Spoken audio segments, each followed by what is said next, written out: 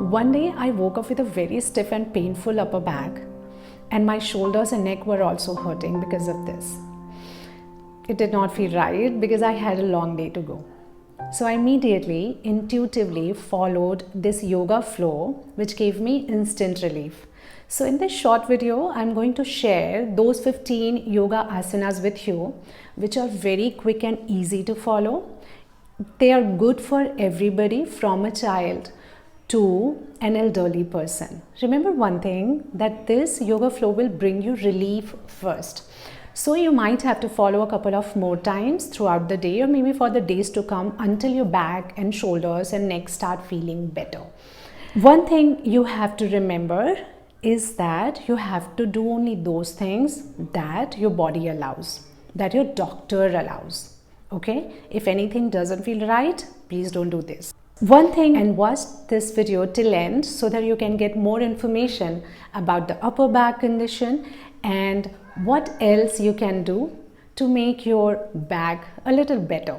चलिए फिर अपना पोजीशन ले लीजिए और स्टार्ट करते हैं. चलिए फिर. इस योगा फ्लो के लिए मैंने अपने हस्बैंड की हेल्प ली है, जिनका नेचुरली और ऑर्गेनिकली स्टिफ अपर बैक है.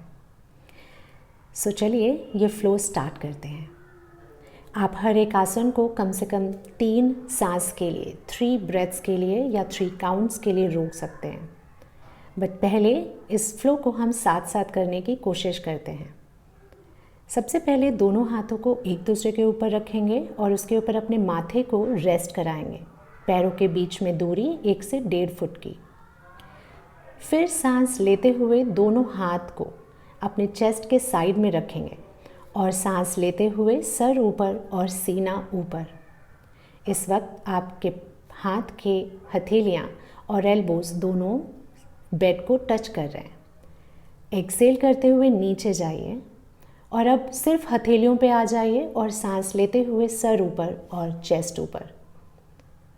फिर एक्सेल करते हुए चेस्ट नीचे और हेड नीचे. मैं ये पूरा फ्लो हिंदी और इंग्लिश दोनों मिक्स्ड बनाऊंगी. Now let's move into a different आसन. अब हम भरमान आसन टेबल टॉप में जा रहे हैं. सांस लेते हुए हेड ऊपर करिए, हिप्स ऊपर करिए और अपने पैरों और हाथों पे आ जाइए. अब हम करने जा रहे हैं मार्जर आसन और बितिल आसन. सांस लेते हुए सर ऊपर, हिप्स ऊपर और एक जेंटल आर्च आपके लोअर बैक में. सांस छोड़ते हुए सर को ड्रॉप करिए, हिप्स को ड्रॉप करिए और अपने शोल्डर्स और अपर बैक को ऊपर उठाइए. इसे हम कम से कम 2 बार रिपीट करते हैं. Inhale up, cow posture. Exhale down, cat posture. Inhale up, cow posture and exhale down, cat posture. अब हम नेक रोटेशन करेंगे भरमान आसन में, क्लॉकवाइज एंड एंटी क्लॉकवाइज, कम से कम 3 बार. ये आपके गर्दन की और अपर बैक की मसल्स का स्टिफनेस रिलीज़ करने में हेल्प करेगा. जब हम नेक रोटेशंस कंप्लीट कर लेंगे तो यहाँ से हम मूव करेंगे बाल आसन में. Push your hips back and take your hands out and keep your head down. अगर सर ज़मीन से टच नहीं हो रहा है या बेड से टच नहीं हो रहा है तो आप पिलो या कोई सपोर्ट रख सकते हैं. पर हम अब अपर बैक पे काम कर रहे हैं तो दोनों हाथों को पीछे ले जाएंगे पंजों की तरफ और पंजों को पकड़ने की कोशिश करेंगे. थोड़ा सा यहाँ पे कंधा अपनी मसल्स को रिलीज़ करेगा. दोनों हाथों को वापस लाएंगे और इसे कंधे की तरफ लेके जाएंगे. ऑपोजिट कंधों के साइड को अपने ऑपोजिट हाथों से टच करेंगे और एल्बोज़ को ऊपर उठाने की कोशिश करेंगे बैक की मसल्स को और रिलीज़ करने के लिए.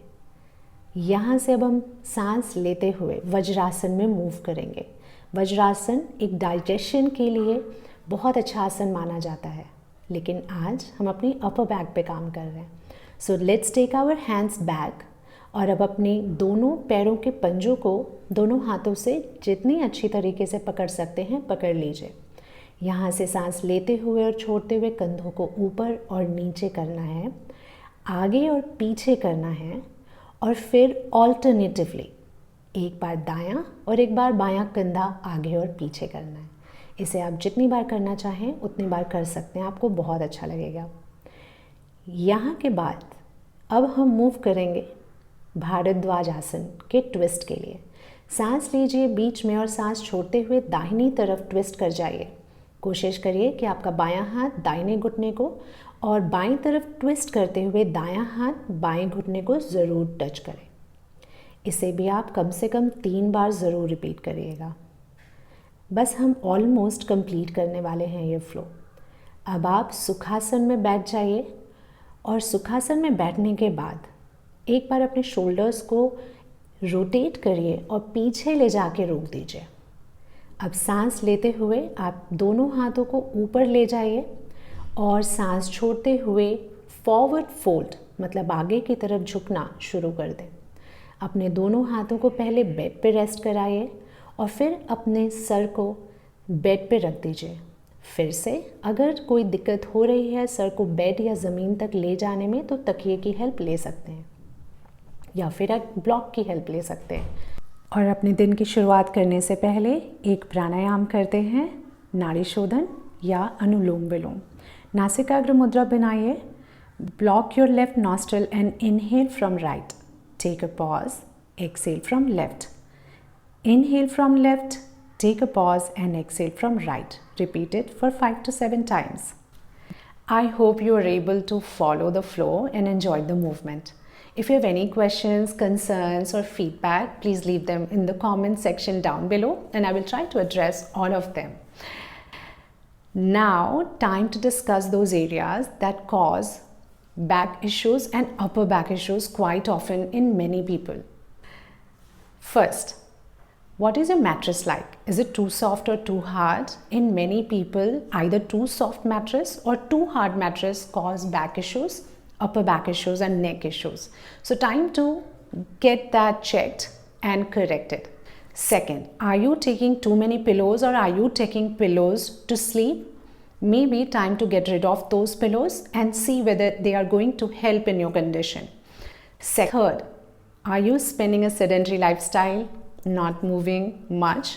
Time to get moving. Take a walk, go for a jog, take a run, take a dog for a walk, walk inside a room, do whatever you can in your capacity. Fourth, how do you sleep and stand or sit, lie or rest? Time to get that checked and corrected. Last but not the least, yoga has brought relief in many people in these postural defects, in their back pains. So time to start doing yoga if you're not doing it already. My suggestion will be that there are many teachers and instructors offering online classes. You can join one of those classes. I also offer online classes. If you want to join me, you can always send me a WhatsApp or leave a comment down below and I'll get back to you. But definitely join from wherever you are. Yoga is a wonderful thing. People are drawn to yoga not only because of their physical issues but also because of their spiritual reasons as well. So no matter whether you like the spiritual aspect of yoga or the physical aspect of yoga, yoga proves to be wonderful for everybody. So let's continue doing yoga and you stay on this channel by liking, commenting and subscribing, and I'll see you soon. Take care. Bye.